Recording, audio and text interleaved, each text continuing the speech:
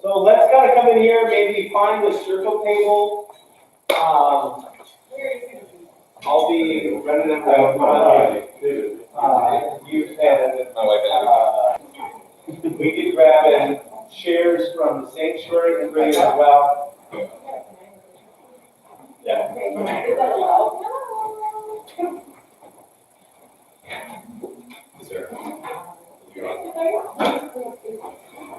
I think our general rule of thumb will be to say yes to masks. But I think if you're sitting at your table and you're enough apart from someone you feel comfortable, you would try to take a mask off. Brennan and I will have our masks off as we're talking. But King Gretchen, do me a favor. Yeah. Would you go and look at the computer and make sure that I'm not in the way. should I? No, I'm more concerned about me. So if we do this. So that's better. Should I keep going? You could go a little further. Yeah, there you go. Okay, good. Thank you for joining us. This has been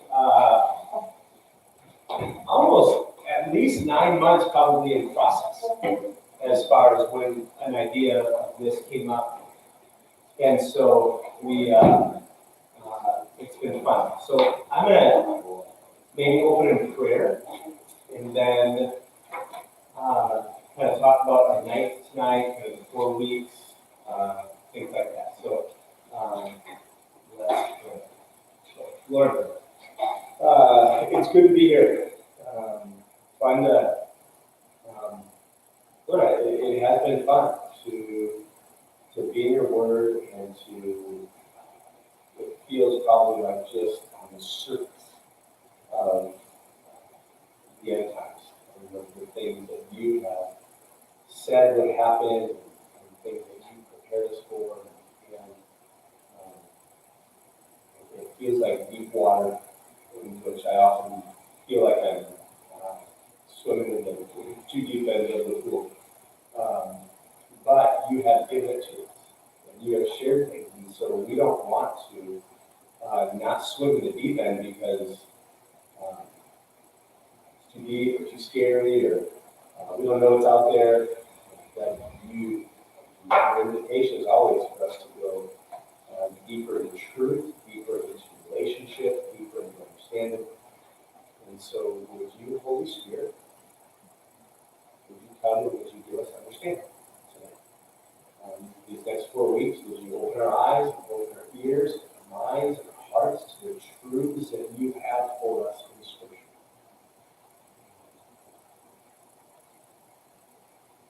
So that we would be willing to be willing and be able to rely on that. So we love you. We look forward to our time in Jesus' name. Amen.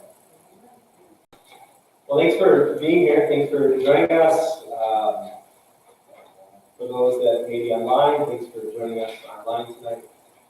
What I'd like to do is start by saying your name. We can just kind of do introductions. I think most of us know each other, but just to be sure. And what goes through your mind when you hear about doing a study on the end times? Like what? Excited? Is it scary? Is, kind of what are the things that go through your mind when you hear about an end time study? So we'll start with Casey on my right, and we'll kind of go around. Right. Casey, I think talking about an end time study this is going to take a while. Maybe very deep and still only scratch the surface. Talking about prophecies that I don't think we really can fully understand, so there's going to be a lot of unknowns at the end. But then exciting to try to be able to see God's work in those. I better understand. Cool. Abby, I think it's really interesting and something that I thought is super interesting on a regular basis.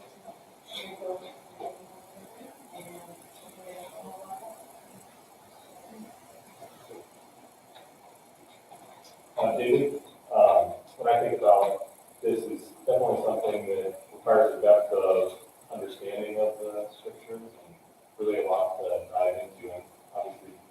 people who understand are always really know that we will understand everything and there's just distractions. So, thank you. I'm Sarah, and several years ago, I did a precept jail for a year-long evaluation study. Fresh memory. Just because we know what we live in, based on what I learned in the first time. Second, and years ago, to Daniel study with that more, and she did a lot of technology. And I remember it just, feels weird. You know, like, it feels good to like dive deep in there, learn something, really unpack it, and really kind of explore the possibilities of what this means and implications. Just feel sharper. And you're letting it along, you're really taking it. I'm Gretchen, and I've never done that at this time study, so I was really excited that you guys were all and I was really good. Thanks for doing it. Brendan, looking forward to knowing. I'm actually, really learning. I know I'll be kind of helping lead somebody. I'm still very much learning when it comes to this part of the Bible. And I actually found it very stabilizing.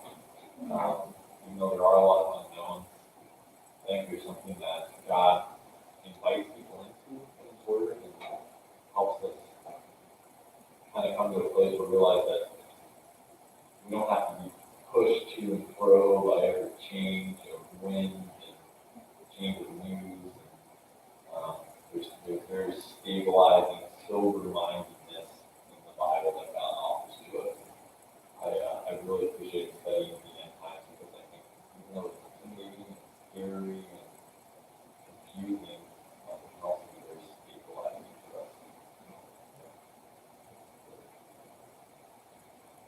Derek, mine, and I just think challenging, just for a lot of these reasons, it just seems hard, and a lot of work, and almost something that you need perseverance for, just to work through it. And so to do a topical study on joy or something like that sounds fun, sounds easy, but to do the end times, it's just kind of that perseverance of study, of thought, understanding that we often just don't maybe have to have, or we avoid those things. And so, I think the endurance and sticking to it. So how this is going to work, I think, these 4 weeks is, being that it's only 4 weeks, we will just scratch the surface. And I think this is timely because in December, we are going to, as a church, be heading into the book of Revelation. And so we're going to kind of have like an apocalyptic Christmas this year.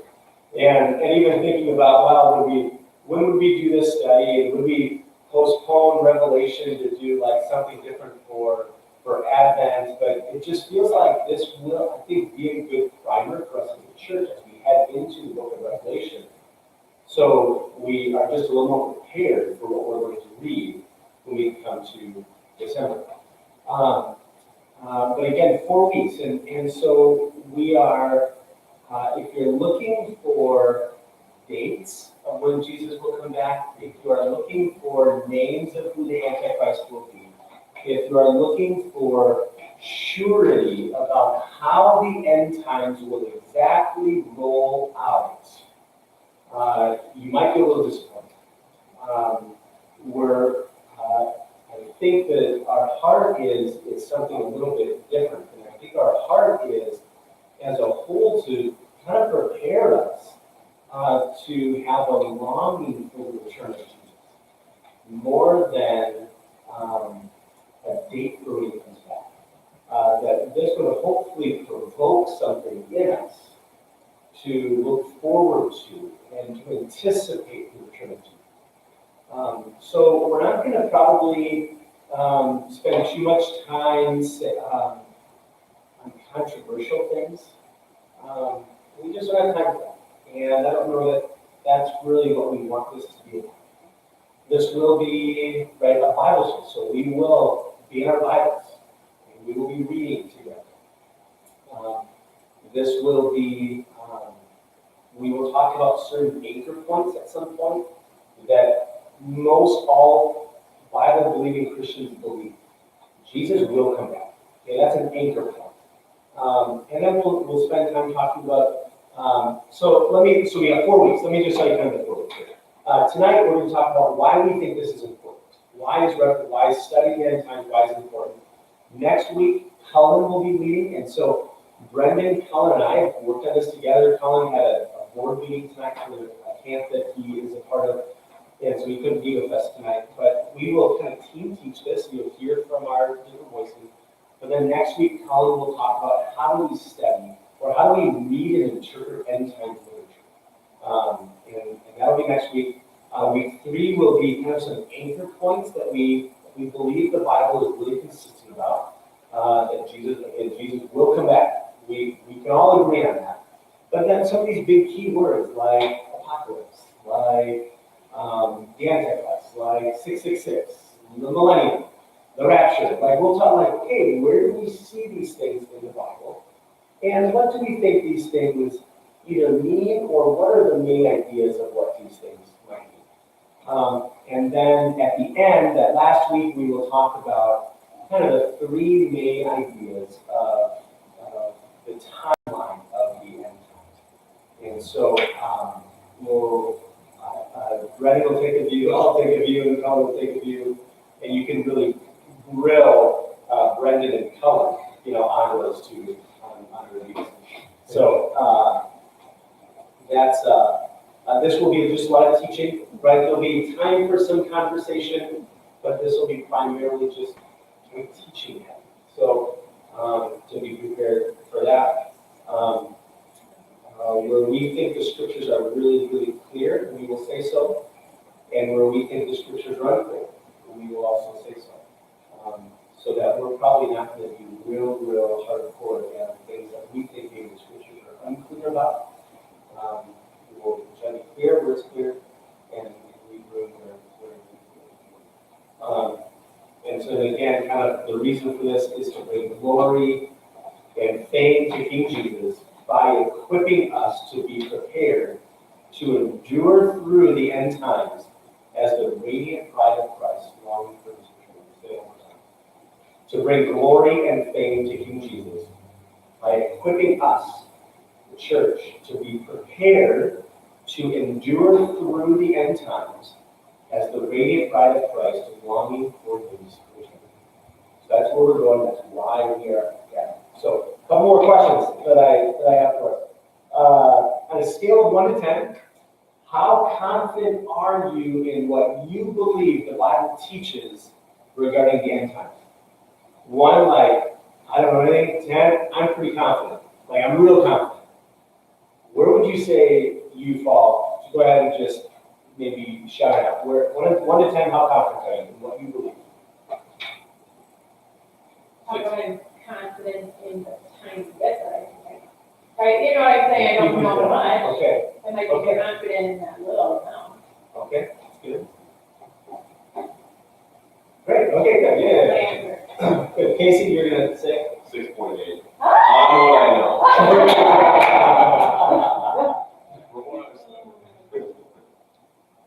Who else? I'd say maybe more like, An 8, okay. I mean, we studied for a year like that. Yeah. And, I have up my theory, but I can't do it. Yeah, good. That's awesome. I'll be interested.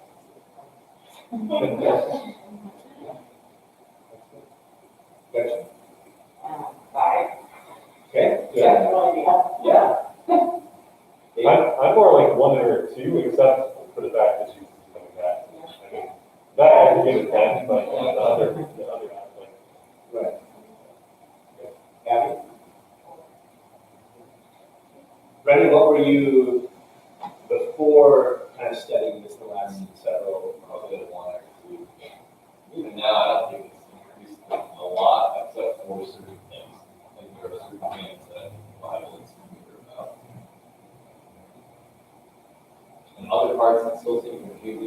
kind of make more sense than they used to. Well, if he feels that way, then I should be a walking.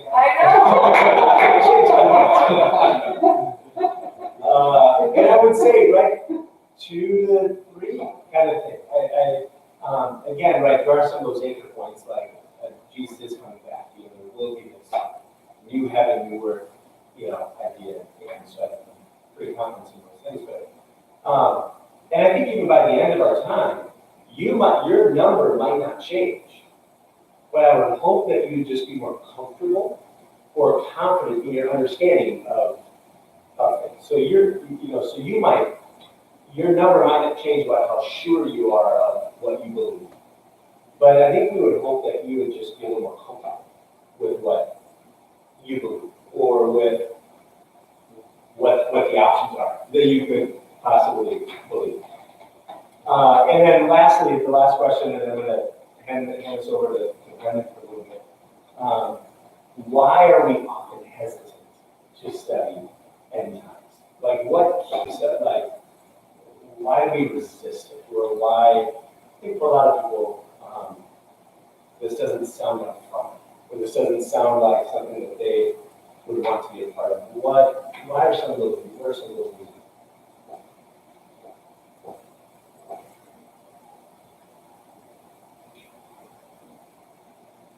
I think there's like 2 things for me. One is ignorance is almost bliss, in a sense.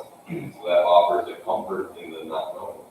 And then if you do know, it's like, okay, we know it's coming to an end, and then you're always looking for it. So it gives you almost this, not all the time, but sometimes you'll see something, you're like, oh, that's the end time. But instead of being excited, it's more of a pessimist. You're like, ooh, this might come next. So you're trying to look to see these negative signs that make you almost wait for a larger negative.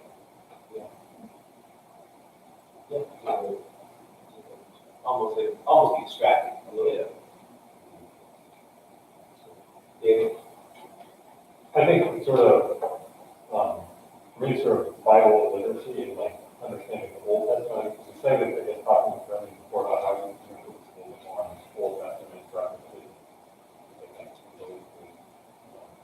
Just because I think there's so much symbolism like in Revelation that can go over our heads or my head, you know, exactly what's being talked about. But I don't think those illusions of the Old Testament and the lack of study or confidence in all those aspects.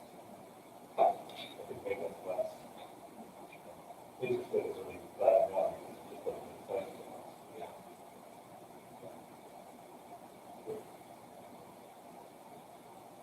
I think there's a caution out there that, you know, be careful who you sit at when you're learning. So I think for long, people interpret it a different way, like, in verse 3, it's the last that people want to be allowed to do. So we actually, the last thing we're doing it, it's also, there's kind of, I don't interpret this right.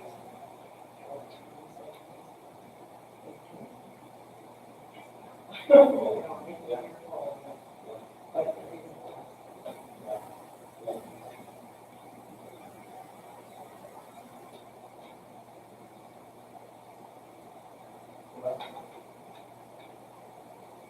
me, I'm kind of living differently because of like the hope we have in Christ coming again.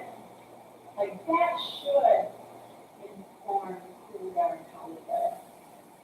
But the rest of it, I guess, doesn't always, like it makes me think, oh, I don't know that it's necessarily, like, because there are a lot of people who are very scholarly in this realm that have different points of view. It seems like it could be too easy to get caught in the minutia of it. And at the end, it probably doesn't matter in how you live. And so I think I just kind of, I don't want to get like bogged down in the debate of it, because that's like the problem.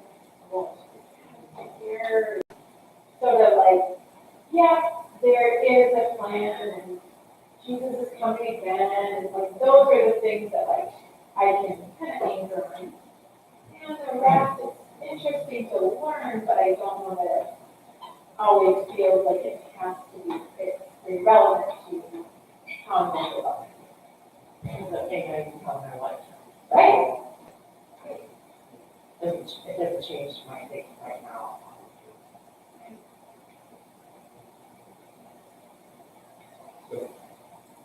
We're gonna walk through some of those. And so, if you wanna stay there, you want to come here, well, I will stay there. That will be helpful. Not too weird, because I don't want to. I've got handout here. So Brendan has, going to take one and pass it to you. I think I'm okay here. Yeah, I'll put you at. Yeah, so thanks for being here. Thanks for sharing. That's good. We two are very interesting because, you know, the minutia, the details, it's something we kind of suffocating. But the reminder that studying the end times is actually studying the revelation of Jesus. The uncovering, holding back the scene of the one that we hope and we long for. And there's something that's very refreshing to me when I think about it that way. It's not so much am I date setting or am I interpreting signs and things correctly, but is this helping me understand who Jesus is better?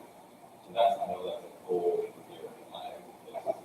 There's one thing I want anyone that's listening to get out of this is that after 4 weeks, say, I understand more of who Jesus is, and I want him even more strongly to come back. That's our goal. So we're going to kind of go through some of the reasons that we think, or just, between the three of us, reasons that we thought we would resist studying the end times topic. And just so we're all on the same page, this has a name. It's called eschatology. That's the study of the end times of the Bible. There's like study of the church, ecclesiology. There's all these columns. Eschatology is the study of the end times.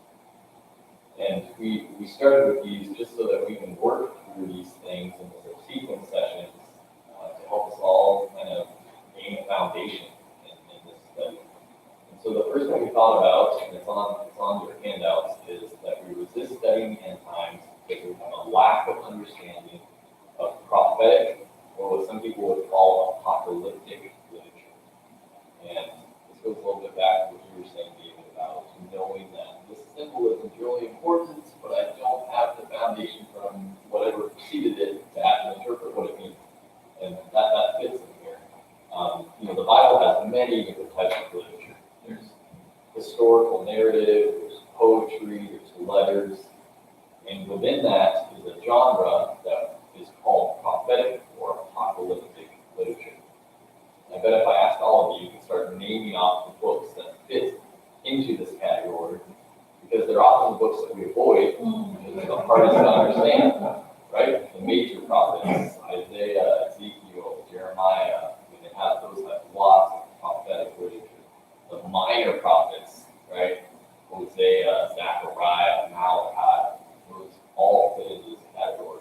Daniel, the last one, we love the first 7 chapters of Daniel, and the last 7 chapters of Daniel are just kind of hard or weird. That's prophetic literature, apocalyptic literature. Revelation is prophetic or apocalyptic literature. So part of our goal with these sessions will be to demystify those books.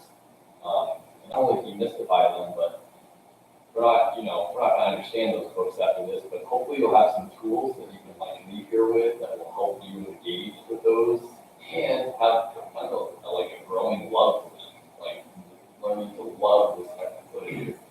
So next week, that's a lot of what Colin's going to get into. I wanted to talk about a few examples. So I gave you all cards to begin with, and as long as you're okay with it, I'm going to have you read scripture for us. And whoever I gave Isaiah 9, 2 through 8 to, can you read Isaiah 9, 2 through 8? That's me. Okay. The people who walked in darkness have seen a great light. Those who dwelt in the land of deep darkness them as it might show. You have multiplied the nation, you have increased its joy. They rejoice before you as with joy of the harvest. They are glad when they divide his spoil. For the yoke of his burden and the staff of his shoulder, the rod of his oppressor, you have broken as on the day of Midian. For every boot of the trampling warrior, in battle tumult, and every garment rolled in blood, will be burned as fuel for the fire. For to us a child is born, and to us a son is given.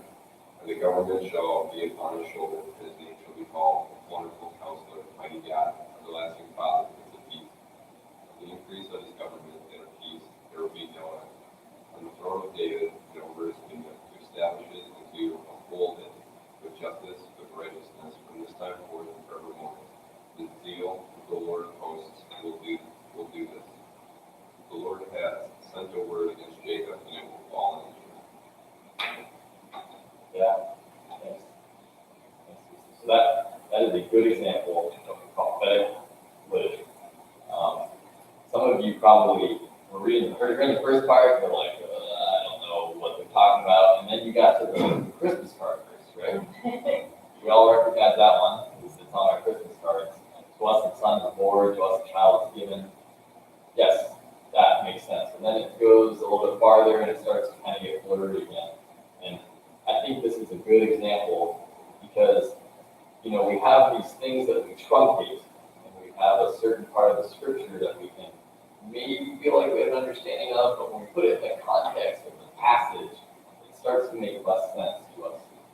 And part of the reason is we don't know what the author, what time period they talk about. Is this something that was fulfilled to the Israelites before Jesus? Is this something that's completely fulfilled in the first coming and birth of Jesus? Or is it something that's yet to be fulfilled in the future? It doesn't seem like the government is on Jesus' shoulders right now. It doesn't seem like there's no end to his peace when you look around the world right now. So there's these questions that this type of literature brings up in us. Another example, who did I give Joel 2, 28, 32? Joel 2, 28,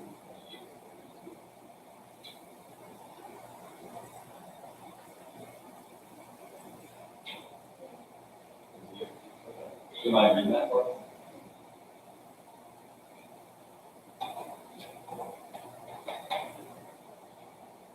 And it shall come to pass afterwards that I will pour out my spirit on all flesh.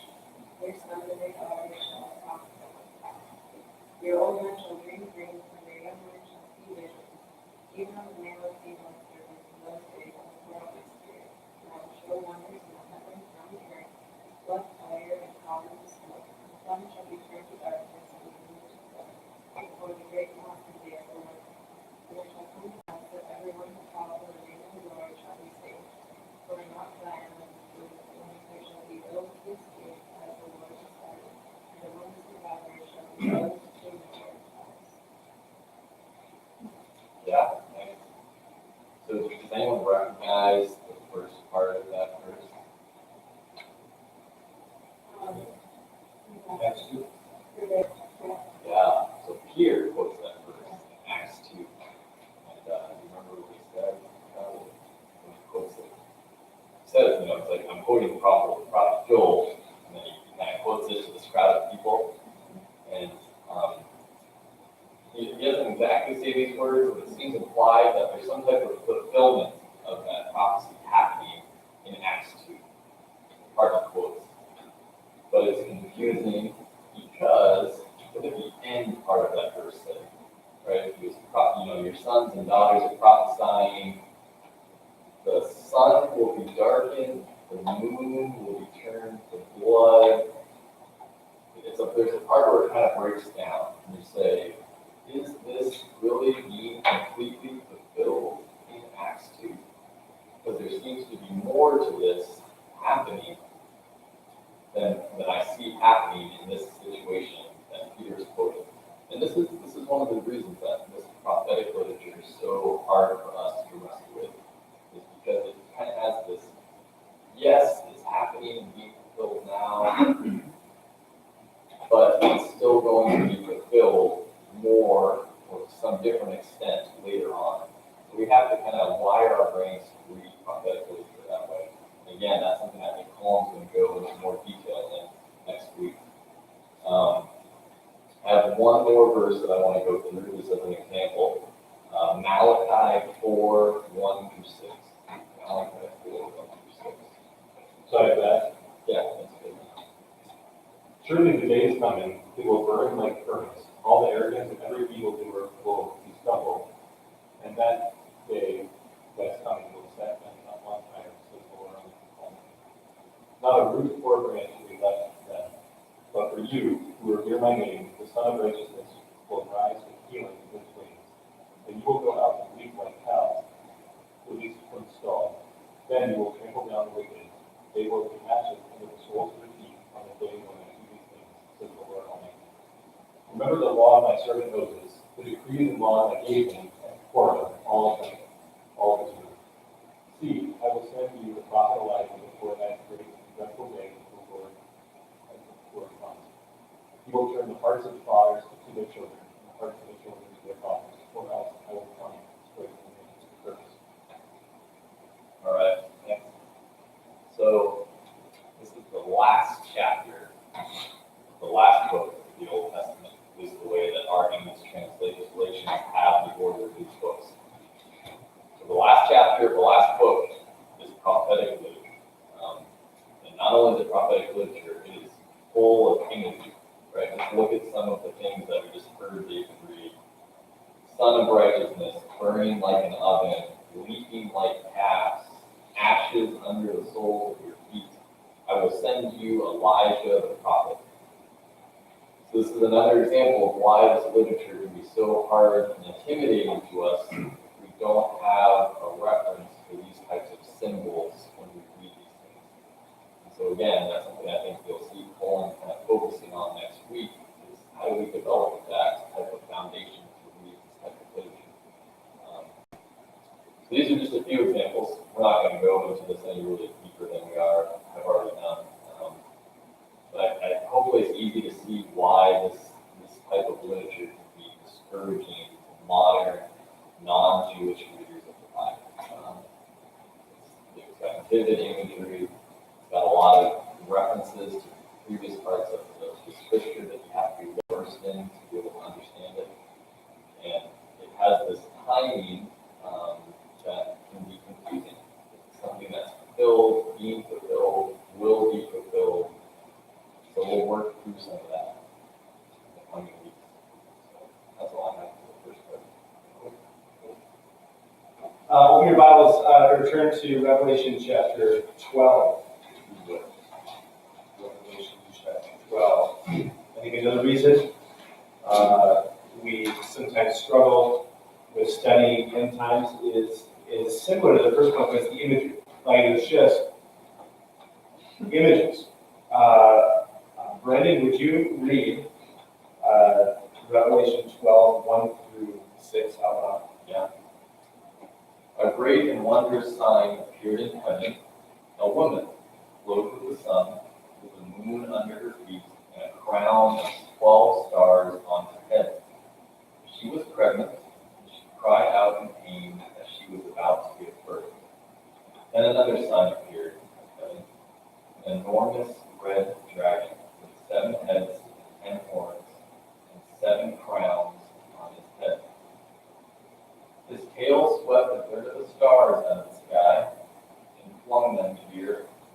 The dragon stood in front of the woman who was about to give birth so that he might devour her child and the woman who was born. She gave birth to a son, a male child, who will rule all the nations with an iron scepter. And her child was snatched up to God and to his throne. The woman fled into the desert to a place prepared for her by God, where she might be taken care of for 1,260 days. Now, I think if we were to say, what's that about? I think we might say, well, maybe Satan is in there. Maybe Mary is in there as the mother giving birth to Jesus. Okay, maybe, but then there's clothed with the sun and a moon under her feet, and she has a crown of 12 stars. Okay, 12, maybe the 12 tribes. But then, fleeing into the wilderness, for 1,260 days, like, there's just, we might be able to put enough together just to be dangerous enough to really mess up the interpretation of this. But there, right, like, if we were to say, okay, what do we think the red dragon with 7 heads? What does 7 heads mean? And what does 10 horns mean? Like, it just, I said this earlier, it just takes a lot of endurance. This is 6 verses. How much study it would take to understand these 6 verses? How much of the rest of the Bible, like how many rabbit trails that would take you down to understand the significance of horns and crowns and the sun and the moon? Like, so it feels like we read the imagery and the signs and the symbols, and it's just so hard. And so we kind of get lost. I think it's easy for me to say, it's just too much to really even understand these 6 verses. And so I think, again, it's the endurance that often most of us don't have to get through. So I think there's a sense of lack of understanding all the symbols that keeps us from understanding. Yeah. So another reason that we talk about why do we avoid this topic, why do we avoid this type of literature in the Bible? Because we hear words and phrases, not just symbols, but words and phrases that are confusing, and sometimes confusing because we've let culture define them for us, and we haven't let the Bible define them for us. We don't want to be willing to take the leap to really search the scripture and figure out what the Bible says about these words. So just throw them out there. When you think about end time study, what are some words that come to your mind? Some confusing words that you've read in the Bible but you just maybe don't have a reference for. Like apocalypse. Yeah, so apocalypse. There's a couple beasts. Yep. Multiple beasts. Yeah, you try to get rid of the same one. And there's witnesses, and there's the seals, there's the statue, and all the different parts of the statue represent different nations. Yeah, seals, trumpets, bowls, Yeah. beasts, false prophets, antichrist. Are those the same thing? Are those different things? And then they line up with the feasts. If you don't know about feasts, Well, so it's Day of the Lord, tribulation period, birth pains. Are these the same thing? Are they different things?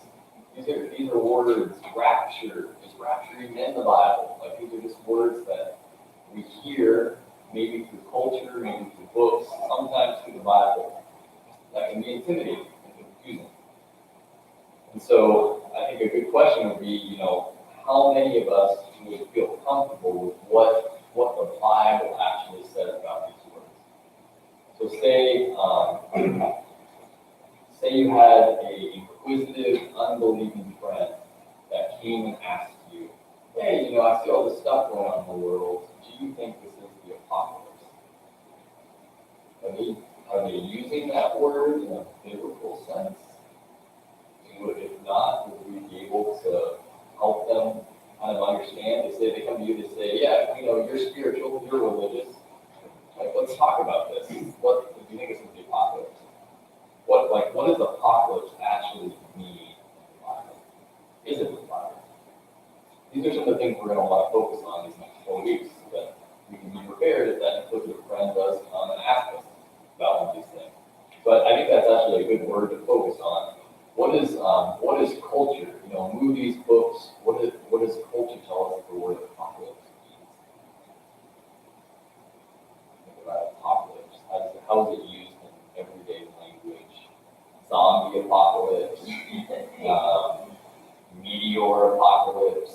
It's an end of the world, right? It's like the apocalypse is the events that lead up to the end of the world.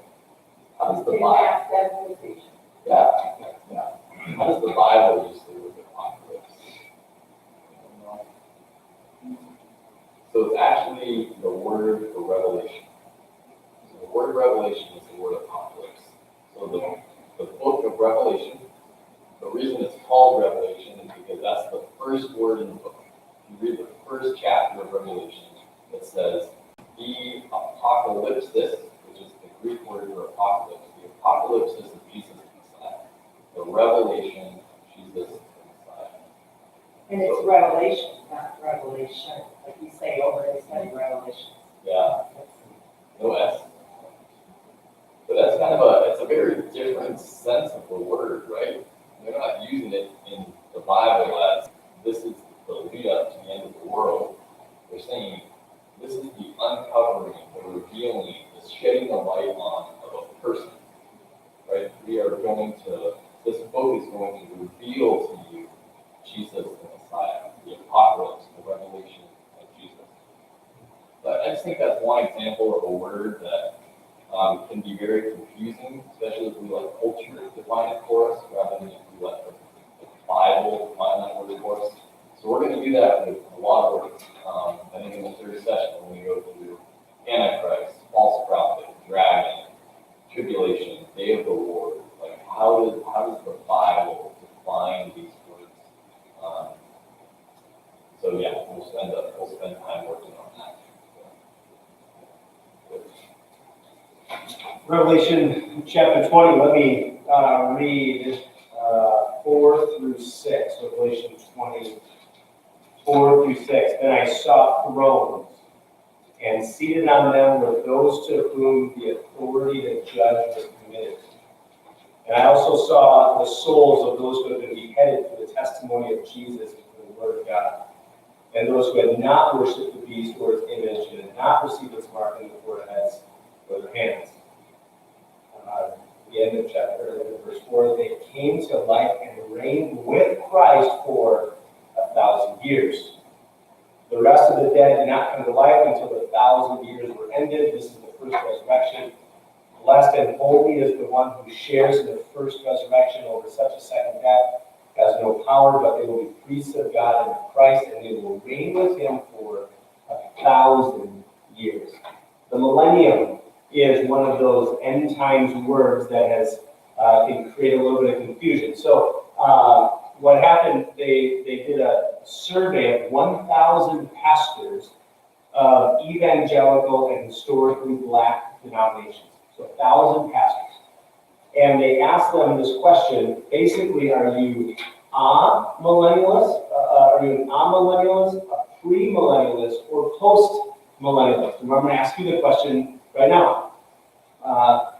When we think about the millennium, do you believe that, raise your hand if you believe that Jesus is reigning now for 1,000 years, or a long period of time reigning now in heaven in the spiritual realm, right? So we are in the millennium right now that Jesus is king spiritually. Raise your hand if Give me you your say, choices first. Then I know what we're going to get.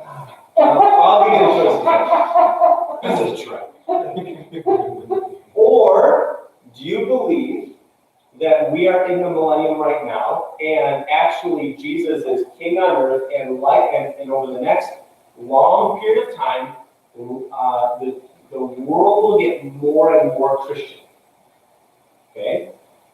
And then Jesus, well, do you think the world will get more and more Christian? Or, and that would be post-millennial, or pre-millennial would be, do you believe that the world is going to get really, really, really bad, and then Jesus will come back to establish this stuff here? Okay, so do you think Jesus is king now? Those are millennials, where's the trib? There's a trib.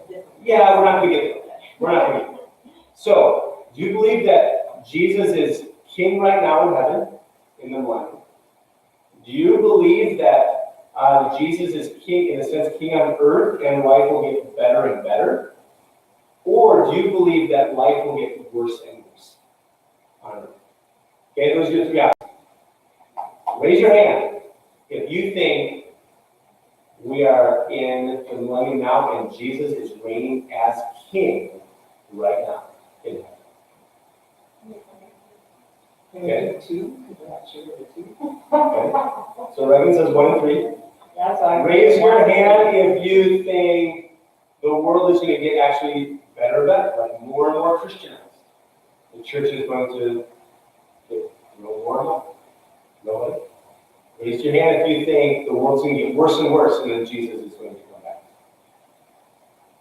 Okay. So they had this study, this poll of 1,000 Christians. Now that's an oversimplified thing. In week 4, we will explain those a little more. 21% of pastors, or these pastors said they would line up with millennialism. And the definition they give here is a symbolic way of describing the period between Christ's ascension and second coming, where Jesus is reigning spiritually. But we are in the millennium right now, and he's reigning spiritually. Postmillennialism is not a literal 1,000 years, but an era in which the world will grow gradually more and more Christian, and ending with Jesus' second coming. 90% of pastors were postmillennial. And then 60% were premillennial, that there will be a future literal 1,000-year reign during which Jesus reigns on earth following his second coming. Now, say that again. How many people? 60%.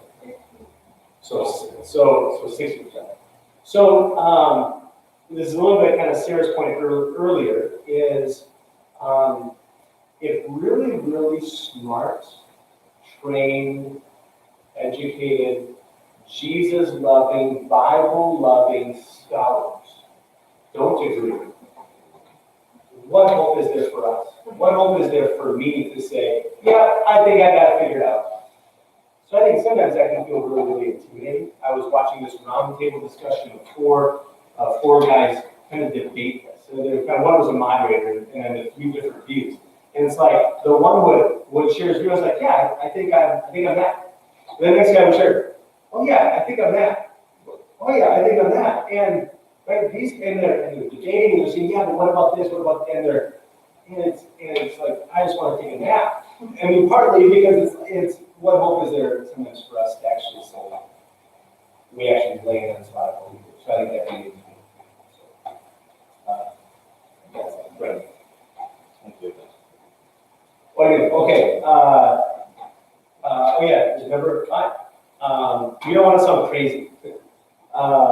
So let me read some things. Right, because these are real people. In 1910, I just got some examples here.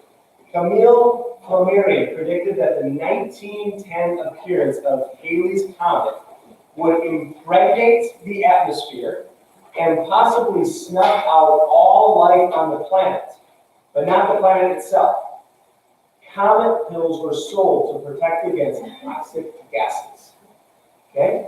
March 26th, 1997, was the date that Marshall Applewhite, leader of the Heaven's Gate cult, claimed the spacecraft was trailing the comet Hale-Bopp and argued that suicide was the only way to evacuate the Earth, so that cult members' souls could board the supposed craft and be taken to another level of existence above human.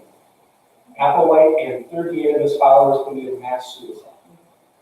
Han Ming Chen, leader of the Taiwanese cult Chen Tao, which means the true way, claimed that God would come to Earth in a flying saucer at 10 a.m. on March 31st, 1998. And then Charles Manson would be a name that we would be familiar with, predicted that Helter Skelter, an apocalyptic race war, would occur in 1969. But there aren't just crazies out there. There are some crazies in the Christian church. Pat Robertson, and I shouldn't call them necessarily crazies, crazy things. Pat Robertson, the 700 Club, the 700 Club guy that ran for president different times, claimed that in 1976 that the end of the world would be in 1982. Chuck Smith founder of Calvary Chapel, predicted that the generation of 1948 would be the last generation and that the world would end by 1981. Harold Camping, a Christian radio and evangelist, predicted that the rapture would occur on September 6, 1994. When it failed to occur, he revised the date to the 29th of September and then to the 2nd of October. And while clarifying there's no way to be certain, Christian evangelist and convicted criminal Kent Hovind, remember Kent Hovind?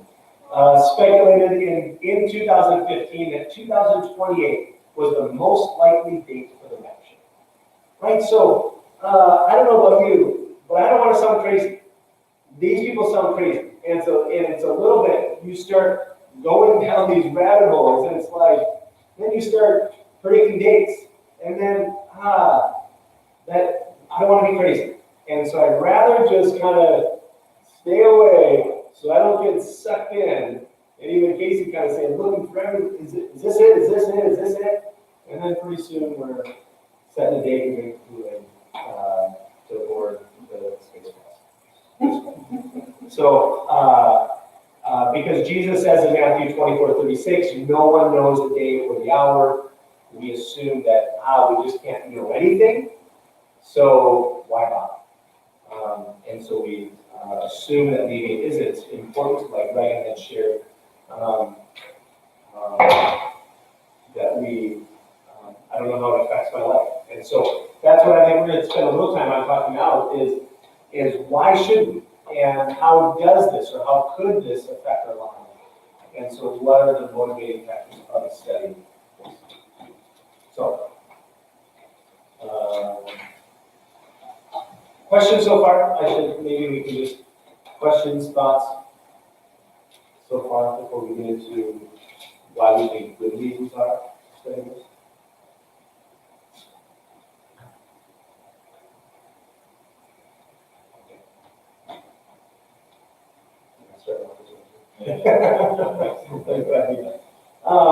What would be some reasons why you think it would be important? Maybe you've got on something why we think it's going to be important.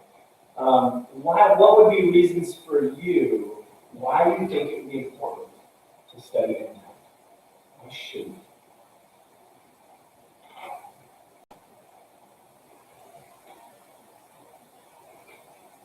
So that you do have some answers to those questions. Yeah, great. Yes, you got some answers with the class. Not just answers, but like the ability to explore. Right? My tried to be able, it was probably a year ago now, like, hey, you hear about that big locust storm in Egypt? That's time. Instead of like just dismissing that, I was like, oh, that's a good opportunity to say, let's go sit down in the Bible together and explore it right there.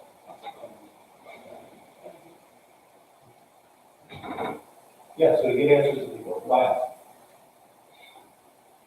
Know that we win in the end, I think it can be encouraging. Yeah. We're going to suffer. Yeah. You think if the book wasn't there, you really had any idea of what was to come of these things. Yeah. So it's encouraging. Yeah, exactly. God speaks to us through scripture. The more we read, the more we learn, the more we can ask for understanding and knowledge and use this in ways that we can biblical. Yeah, so just their usefulness, instead of just, you don't even use that. Yeah. So let's walk through some of what we think. I've got 7 scripture passages, 1, 2, 3, 4, 5, 6, 7. And we're just going to kind of read them quick. I'm not going to probably even share on anything. We're just going to kind of read through them. So Casey, can I give you Matthew 16, 27 and 28? Abby, Luke 21, verses 25 through 28. Luke 21, 25 through 28. David, John 14, 1 through 3. Sarah, Acts 1:11. Regan, 2 Thessalonians 1, 5 through 8. Gretchen, Hebrews 9, 27 and 28. And then Brendan, 2 Peter 3, 11 through 13. Hebrews 9, what? 27, 28. So Matthew 16, 27, and 28. Casey? The Son of Man is going to come with his angels and the glory of his Father, and then he will repay each person according to what he has done.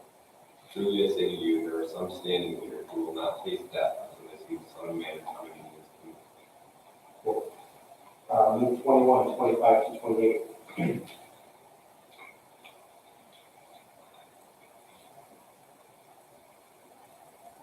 And have the signs and 7 million stars on the sun, struck the nations in perplexity because of the Lord of the sea. People thinking fear and discord, worrying what is coming of the world. For the powers of the heavens to be shaken. And then they will see the Son of Man coming in clouds, power, and great glory. Now these things begin to take place, straighten up and raise your heads because your redemption is strong. John 14, 1 through 3. Do not let your hearts be troubled. Trust in God, trust also in me. In my Father's house are many rooms. If it were not so, I would have told you. I am going there to prepare a place for you. And if I go and prepare a place for you, I will come back and take you to be with me, that you also may be where I am. Acts 1, 11. Men of Galilee, why do you stand looking into heaven? This Jesus who is taken up from you into heaven will come in the same way as you saw him go. 2 Thessalonians 1, 5 through 8. All this is evidence that God's judgment is right, and as a result, he will become worthy of the kingdom of God for which you are suffering. God is just. He will pay back trouble to those who trouble you, and give relief to you who are troubled, and to us as well. This will happen when the Lord Jesus is revealed in heaven, blazing fire with powerful angels. He will punish those who do not know God and do not obey the gospel of our Lord Jesus.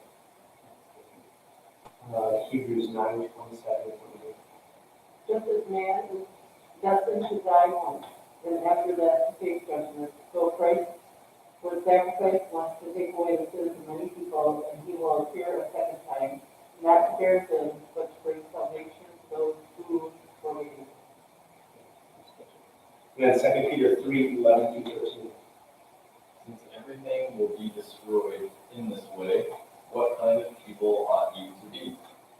You ought to live holy and godly lives as you look forward to the day of God and speed its coming. That day will bring about the destruction of the heavens by fire, and the elements will melt in heat. But in keeping with his promise, we are looking forward to a new heaven and a new earth, the home of righteousness. The end times, it's not a minor footnote throughout Scripture, right? Brendan had us read 3 passages from the Old Testament. We read from Revelation. We kind of assume maybe this prophetic literature that the end times is in that. But Jesus is talking about it, Peter's talking about it, Paul's talking about it, the author of Hebrews is talking about it.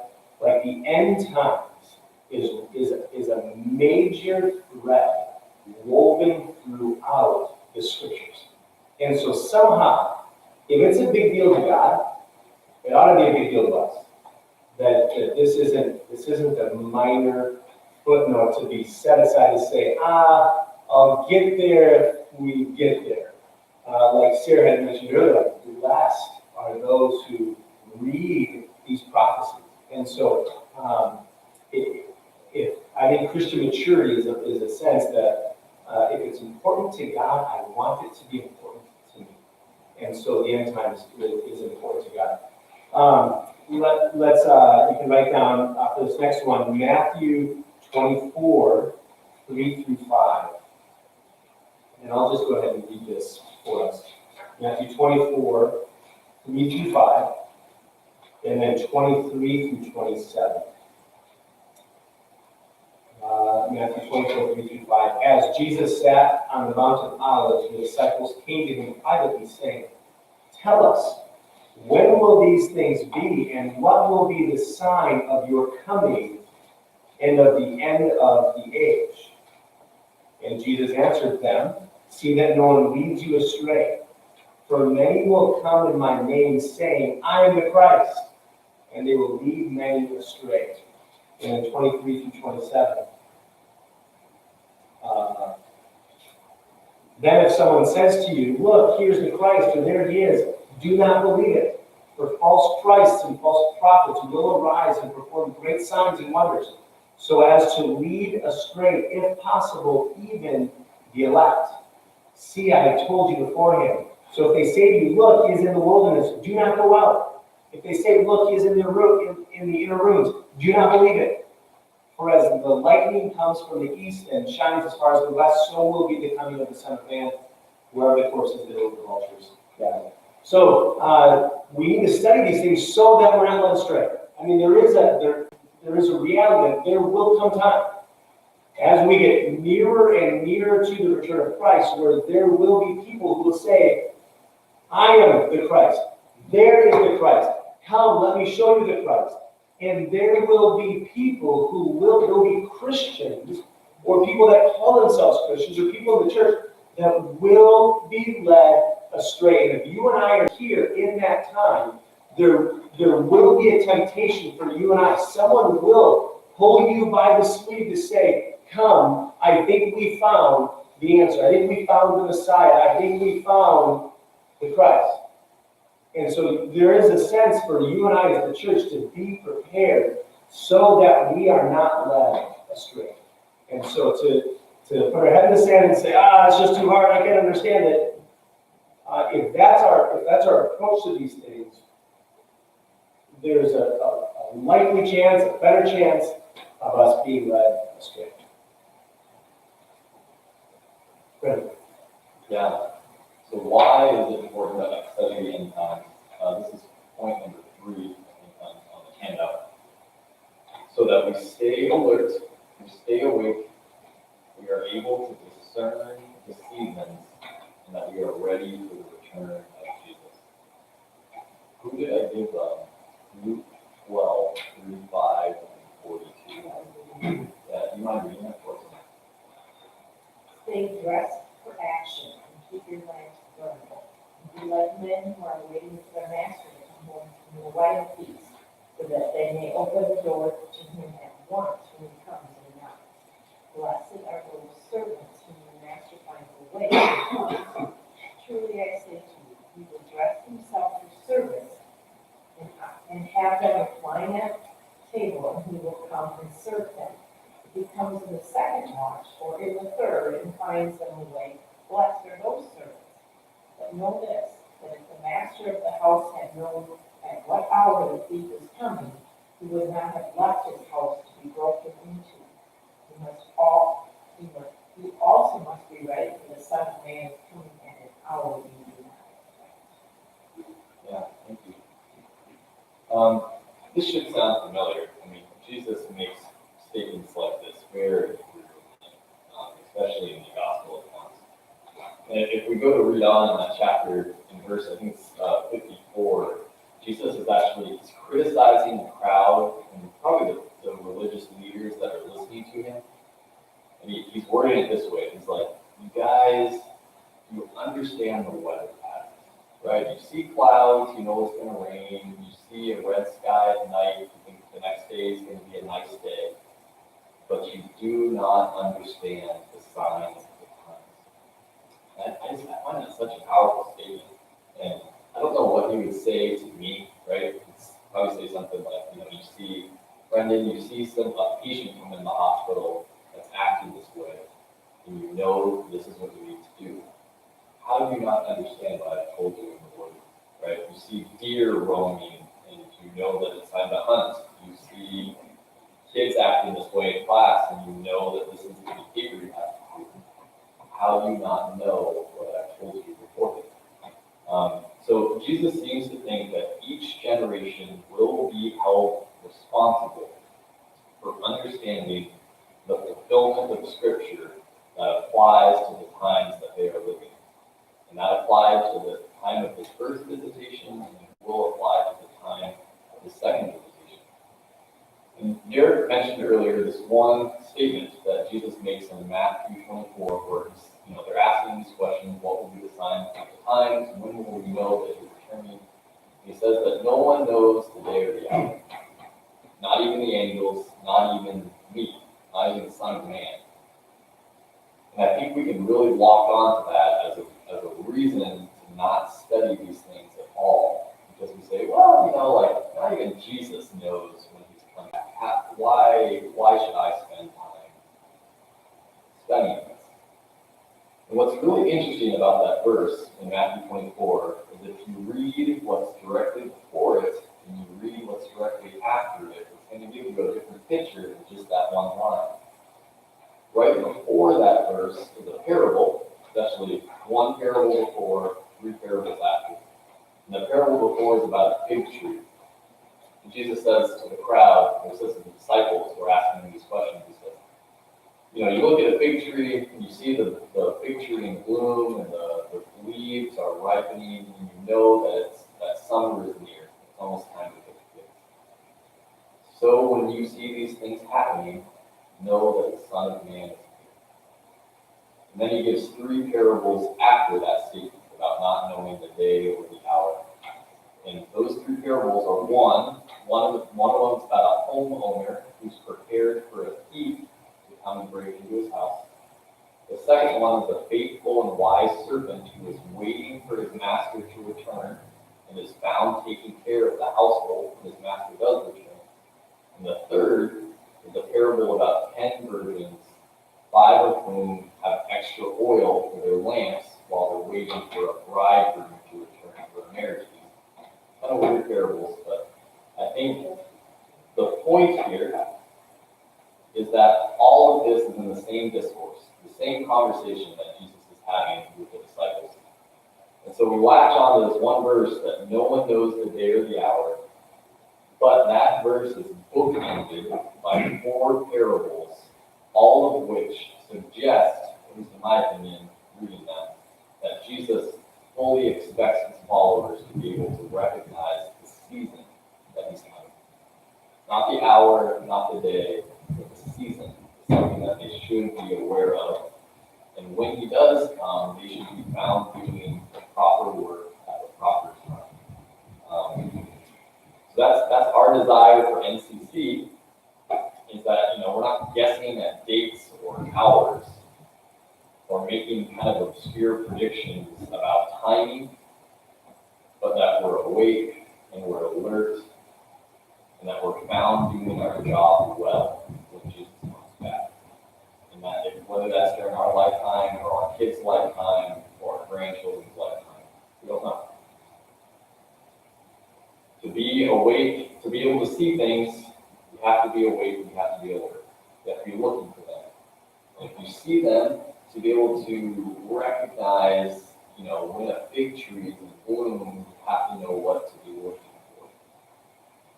So I think that's one of the reasons it's important to study this topic, because as you do more and more, you will be able to cultivate a heart posture that is wanting to be found doing certain types of things, right?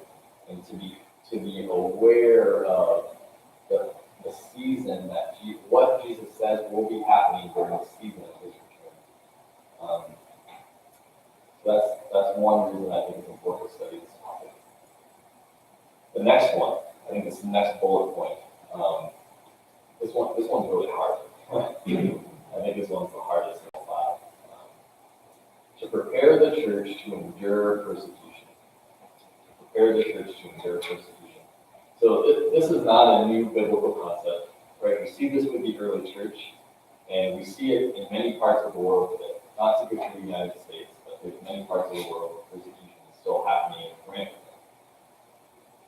Now, even if we all admit that we all have a very basic understanding of the end of the age, of the end times, I think we can probably all agree on the fact that the Bible paints a fairly dark picture of the time directly preceding the return of Jesus. There's seals, trumpets, and bowls, there's plagues, there's wars, natural disasters, there's the rise of the Antichrist, there's the destruction of Jerusalem, there's widespread persecution of believers. And now there's certain subsets within the church that believe that believers in general will not be here for that there will be some type of event that will take them away, that they will not be present. And we'll talk about that in later sessions. There is much biblical evidence to suggest that believers will be here for that time, that the church will be present during those preceding events up to the return of Jesus. Now, I want to focus on a few of those. I gave you all scriptures to read. I'm just going to kind of walk into the people that I want to read. Someone I gave Revelation 13, 5 through 7. Someone I gave Daniel 7:25. Someone I gave Daniel 8, 12 through 14. Daniel 12, 5 through 7. Revelation 13, 9 through 10. And Revelation 14, 12 through 13. I guess some people will probably read twice. So hopefully that isn't too confusing for us. I'm just going to say the scripture, and then the person that has it, maybe can read it. I think you'll see some themes. So listen closely, you'll see some themes when we read these together. So Revelation 13, 5 through 7. But he was given mouth to utter proud words and blasphemies and exercise authority for 42 months. He opened his mouth to blaspheme God, and to slander his name and his dwelling place and those who live in heaven. He was given power to make war against the saints and to conquer them, and he was given authority over every tribe, people, language, and nation. Okay. Daniel 7:25. Daniel 7:25.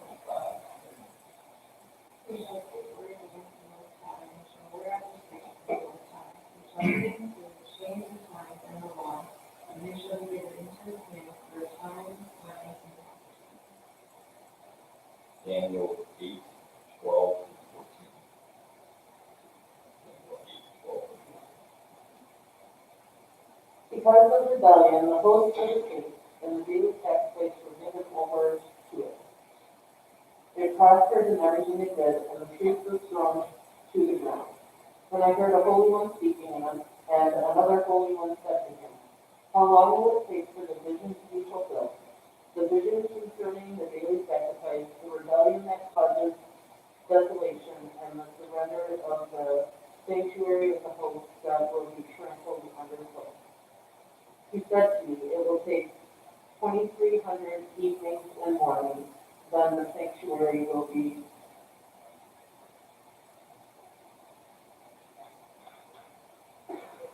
Okay, stop right there. no, Oh, that's good. I think the main one. okay. Yeah. Are you not able to pronounce it, or you don't want to say it? No, I'm like trying to think of how to say it. Oh, it's good. Daniel 12, 5 through 7. And then, Yeah.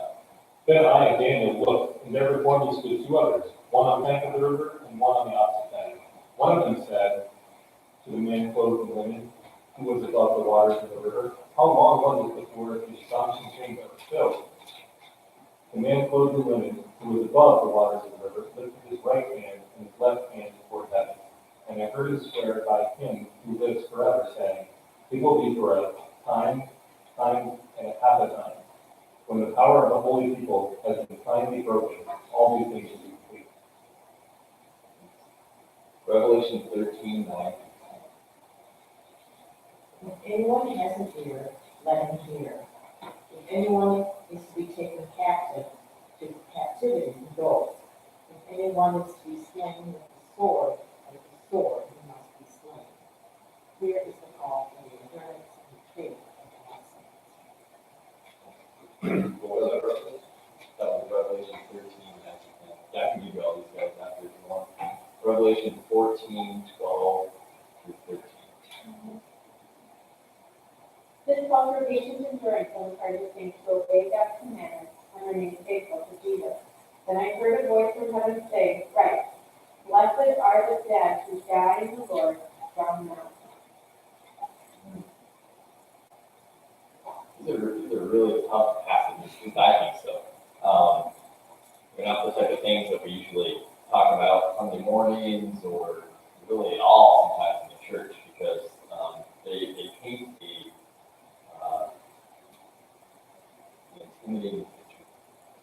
and they raise many questions. So I want to ask them those questions and see if we can kind of dive in this a little bit. Who are the saints? Who are the saints? You hear that word repeated over and over in this passage, right? The saints are trampled, the saints are given over, the saints go to death. So in Revelation 14, the one that Reagan just read, says, the saints are those who obey God's commandments and remain faithful to Jesus. Us, we're the saints. Who is conquering them? Who is conquering them in these passages? So in Daniel 7 and Revelation 13, we read that the beast is conquering the saints. And we'll talk more about the beast. This is a rare, interesting question. Who is giving them, the saints, over to be conquered? Who is giving the saints over to be conquered? This one's more implied, but it's not the beast. The beast isn't taking authority to conquer the saints. The beast is being given authority by God. God gives over the saints to be conquered. And we'll talk more about that. Why is there a repeated call for the patient endurance among the saints? Why is there a repeated call for the patient endurance among the saints? I think that one's kind of self-explanatory. Revelation 13 and 14 repeats those words. This calls for the patient endurance of the saints. And you can see that this is painting a kind of a difficult picture for what the saints will endure during this time. And the last question, this is kind of a detailed nitpicky one that probably isn't that important, but how long? How long does it happen for? On some of your cards, I think I wrote a length of time. If you go study those passages, you'll find that those time periods are very, very consistent in a really amazing way. 3.5 years, 42 months, 1,290 days, time. It's always 3.5 years. So this is a very consistent theme in the Bible, that the church will consistently be called to endure and suffer in a similar way to Jesus, both in the beginning, both now, but it seems like especially at the end, that there will be a period of time associated with what many call the tribulation, that calling on the church will be much greater, and that suffering will be much more intense. That's really, I think, hard for us with our culture and what we've been raised in to appreciate. Some other believers, I think, may be able to resonate with that more in other parts of the world. But I think it's a very important thing to wrestle with, as to wrestle with these scriptures. And as we will see in the coming weeks, this period of time in history will be one of the hardest, but one of the finest hours for the church. Right? One of the hardest, but one of the finest hours for the church. The church will follow in the footsteps of their crucified King, and it will be a witness when they do that. So, what is one of the reasons that it's important to study the end times, so that we cultivate a heart posture that is able to practice patient endurance. Now, and to train our families up in that way, to prepare for whatever may come. I'm going to give you 1, 2, 3, 4 verses just to write down for the sake of time, because I want to respect the time. 2 Timothy 4, 6 through 8. 2 Timothy 4, 6 through 8. Revelation 21, 1 through 5. Revelation 21, 1 through 5. Hebrews 10, 24 and 25. Hebrews 10, 24 and 25. And then Acts 10, 34 and 35, as well as 42. So Acts 10, 34 and 35, as well as 42. And so we gave you a little homework.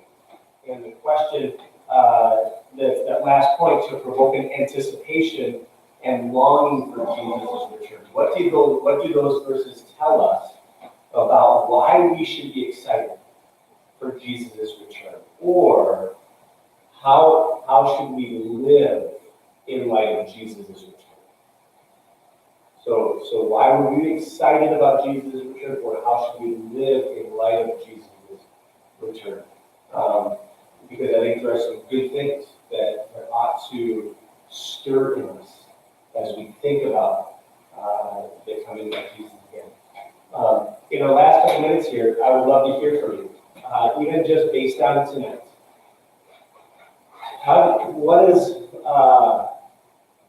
Maybe how is God's Spirit, or Romans tells us that God's Spirit confirms and speaks with our spirit, at least that we are His children. What is God's Spirit saying to your spirit, even just in these conversations? What is this doing? How does this affect your heart and your spirit? What are thoughts that you think God might be saying to you? Just even after this hour.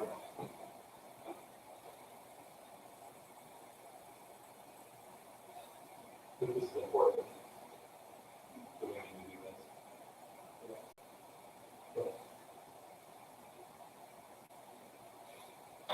I think that we serve a God who always, there's an ultimate design behind everything. When we start to really study how creation, environment, bodies, every created thing is so systemic, and it couldn't just, you couldn't just put all the pieces of a watch together and make it shape it up and have it become a watch. That he is so calculated and intelligent and wise and so wise. So there's evidence of that in the new setting, that like he is calculated and he has a plan and he will follow, this, and it will be and so many other expressions that we have.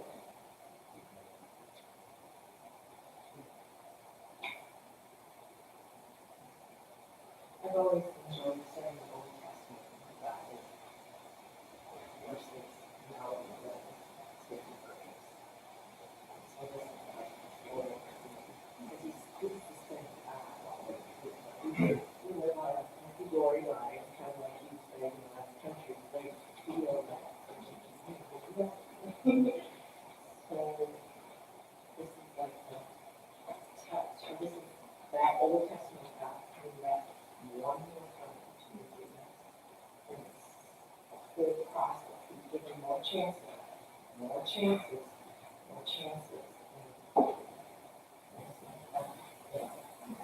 Versus now when we're all like, this is what right off. What happened? So this is the same God who's back.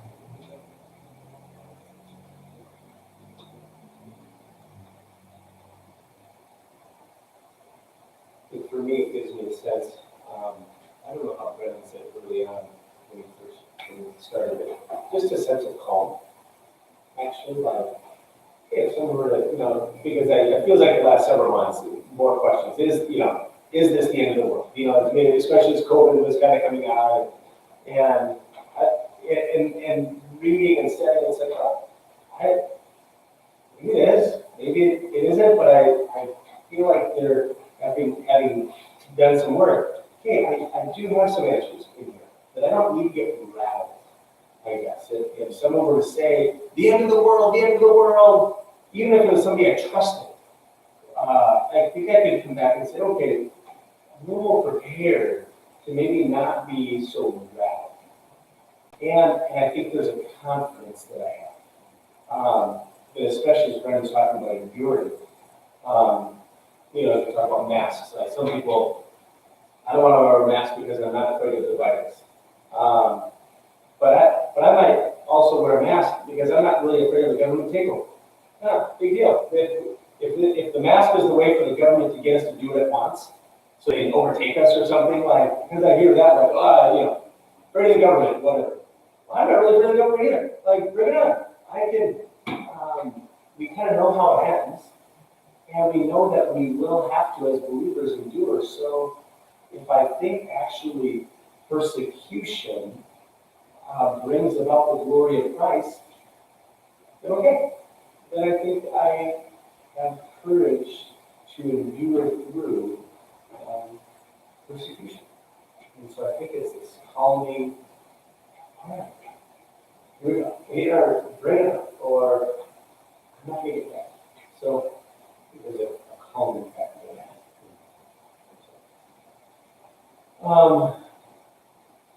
Brendan, will you pray? And then if you have questions, I think we can stick around and answer questions. But I think, if you miss, we've got this on Facebook. I think you just go to our channel. Should be up if you miss a week. And we got 2 more questions. Next week will be Cullen. We'll do the lion's share of the teaching next week. And how do we study prophetic word.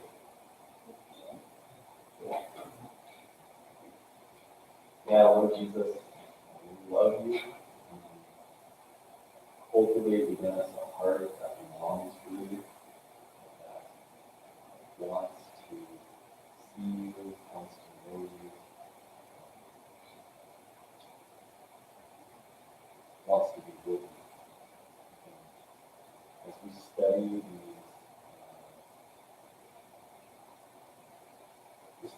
these things, these types of literature, these events, these images, these symbols, help us to have increasing revelation, understanding, revealing of who you are and how worthy you are to be crowned king, and to be given a kingdom, and to be worshipped. We want to be part of that number. Are worshiping you righteously. So cultivate a heart in us that belongs to you. In your name we pray. One last thing is, there's a lot of scriptures we have to do with that, so I have it all written down. I think that anyone wants to check and see. Cool. Thanks for coming. Yeah, thank you. See you next week.